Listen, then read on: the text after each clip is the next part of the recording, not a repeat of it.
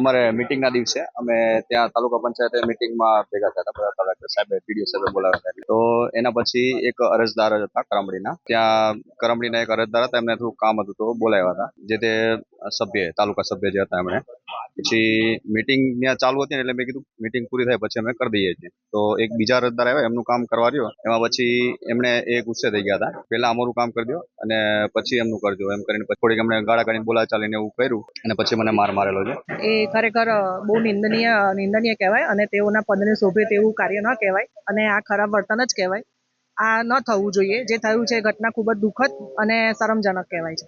અમે જિલ્લા વિકાસ અધિકારી સાહેબશ્રીને રજૂઆત કરવા આવ્યા છીએ કે જે તલાટીને મારવામાં આવ્યો છે બિનજરૂરી દાખલામાં સહી કરવા બાબતે તે દિશામાં યોગ્ય પગલાં લઈ યોગ્ય કાર્યવાહી કરે તેવી અમારી જિલ્લા મંડળની રજૂઆત છે. અને જો આ દિશામાં આગળ યોગ્ય પગલાં લેવામાં નહીં આવે તો અમે ગાંધી જિંદા માર્ગે રાજ્ય મંડળના આદેશો અનુસાર આગળ કાર્યક્રમ કરીશું.